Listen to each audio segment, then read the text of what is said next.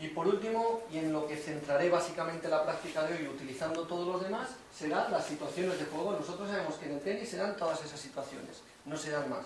Yo puedo estar al servicio, al resto, en el fondo, en la red y las situaciones de fondo-red. Esto es lo que puedo hacer, ¿de acuerdo? Pues con todas estas, ¿cómo puedo diseñar tareas? Lo mismo, que haya mayor o menor incertidumbre. Y ese va a ser un poco el objetivo final de la práctica. Que basándonos en estas situaciones os voy a proponer ejercicios de fondo, de servicio, de resto y de red.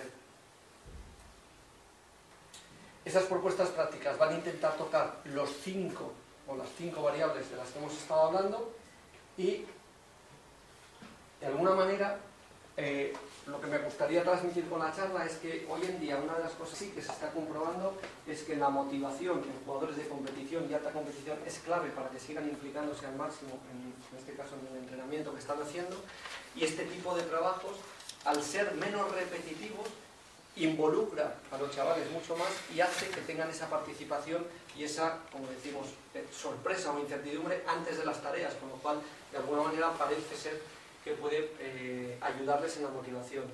La aplicación de la práctica variable debe ser intermitente, esto es fundamental que lo tengamos en cuenta.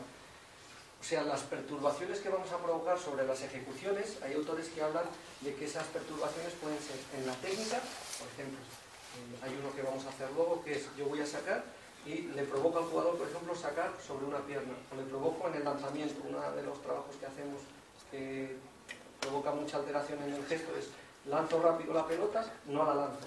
Hago el gesto rápido con esta y luego lanzo y golpeo. Lo haremos con alguno de vosotros y veréis la irregularidad que existe en ese lanzamiento. Bueno, pues este tipo de trabajos tiene que ser intermitente y combinados con fases en las que no haya perturbaciones. ¿Por qué? Porque no nos estamos olvidando que estamos provocando perturbaciones sobre el patrón que consideramos ideal. Pues esas perturbaciones ayudan a reorganizar y a provocar lo que llaman patrones motores emergentes. Pero no nos podemos desviar y por lo tanto no se trata de que hagan muy bien esos ejercicios, sino que de forma puntual incorporen esos ejercicios. Por ejemplo, el siguiente punto habla de dónde los colocamos. Obviamente todos conocéis la planificación, cada uno como la quiere hacer, pues clásica, contemporánea, en los periodos de acumulación, en los periodos de pretemporada, en los periodos preparatorios o en los periodos de transformación, en las otras planificaciones que le llaman de precompetición, son etapas en las que sí podemos incorporar. ¿Dónde no incorporaríamos práctica variable de este tipo? En aquellos momentos que suponga para el deportista un riesgo, en este caso en su ejecución, en los momentos de competición o en las planificaciones contemporáneas de realización, ¿vale?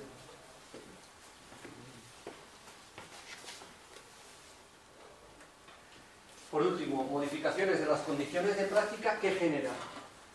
Estas modificaciones de las condiciones de práctica generan que nosotros entendamos lo que hacemos en el entrenamiento como cargas de entrenamiento técnico, que son cargas, y por lo tanto valorarlas, y por lo tanto hay que tenerlas en cuenta, y por lo tanto, si trabajáis vosotros como preparador físico, va a ser quizás más fácil. Si está un preparador físico como vosotros, tendréis que decirle lo que estáis haciendo y cómo lo estáis haciendo, porque si hacéis un juego como lo que luego vamos a hacer, por ejemplo, para mejorar la estabilidad del golpe, para mejorar los apoyos en el suelo, eso tiene un desgaste y eso es una carga técnica, pero que lógicamente tiene una carga física para el jugador.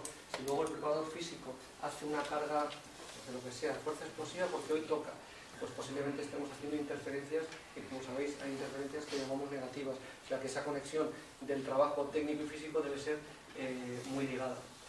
Y por último, y quiero acabar dejando bien claro esto, no existen estudios que permitan concluir de forma determinante debemos trabajar en el tenis la práctica variable, olvidaros de todo lo demás, no existen. Yo no os lo voy a decir y si os lo dice alguien hoy en día no tiene ese criterio que decimos de rigor científico, por lo tanto, desde mi punto de vista, os puede tomar el pelo. Lo que sí que existe son cada vez más trabajos, e insisto que los últimos, y ya en el ámbito de la biomecánica, están hablando de cómo la práctica con jugadores expertos, y consideramos expertos competición y alta competición, la práctica sin repeticiones está provocando, o parece razonable pensar que está provocando esas adaptaciones pertinentes para mejorar el rendimiento. Por lo tanto, ya no vamos a mejorar un tipo su saque sacando más veces, haciendo el mismo gesto, sino que podemos incorporar, insisto, de forma intermitente, patrones que provoquen modificaciones y que eso haga que el sujeto sea capaz de reestructurar el sistema para volver a ejecutar el servicio suyo, el patrón, que es lo que nunca vamos a perder en la identidad. Acordaos el punto de respetar las características del jugador.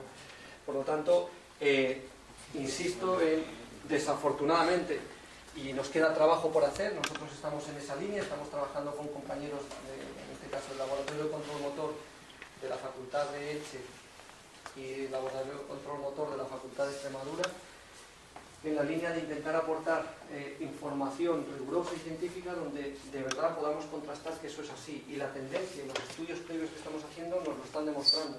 Pero insisto que todavía sería muy pretencioso por mi parte decir esto es lo que tenéis que hacer. Lo que insisto en esto que quede muy claro también. Lo que tenemos muy claro es que solo lo otro no funciona, ¿vale? No funciona, ¿por qué? Porque hay un momento en el que se estabiliza el aprendizaje de ese sujeto. Por lo tanto, solamente aquellos que están expuestos a una carga muy importante, como son los de alto rendimiento, que compiten mucho más que entrenan, y ese entrenamiento es práctica variable, la competición es práctica variable. El entrenamiento técnico, buscar la competencia, acordaos al principio, ¿qué quiero? Que mi jugador sea competente, y ahí la regla de las tres es eficacia, es decir, que meta la pelota donde tiene que entrar, que es en esa pistita que nosotros conocemos. Eficiencia, que el desgaste mecánico y fisiológico sea el mínimo posible, porque lo va a hacer durante muchas veces. Y efectividad, que lógicamente tenga un porcentaje muy alto de éxito en las acciones que esté llevando a cabo. Eso lo vamos a hacer con experiencias estimulantes. Recomendamos práctica variable y lo que pone ahí de entornos ecológicos. Cuando veis por ahí algo de entornos ecológicos en el entrenamiento es respetar al máximo lo que pasa en la pista. Eso es entornos ecológicos. Es decir, si tú entrenas tal cual el jugador le va a suponer el problema de un intercambio uno contra uno, eso será más apropiado que entrenar en situaciones donde eso no existe. Por ejemplo, pues, yo muchas veces discuto con los alumnos, vamos a hacer un trabajo de táctica y me diseñan un ejercicio con un cesto. Con un cesto no existe táctica. Si no hay oposición no existe táctica. Yo creo que eso lo podemos tener claro, pero a veces genera dudas. No hay duda ninguna. La táctica como tal, tú puedes hacer patrones mecánicos de acciones, trayectorias, lo que quieras, pero táctica es toma de decisión. Y la toma de decisión tiene que haber una posición. Si no, no hay táctica.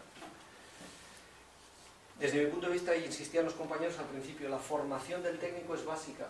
Esto obviamente exige que el tipo que está delante de los chavales esté bien preparado. Si no, es imposible manejar esta serie de informaciones y esta serie de búsqueda constante de adaptaciones, etcétera, etcétera. Esto no sale porque sí. El jugador no sale porque sí, tiene que trabajar. El entrenador exactamente igual.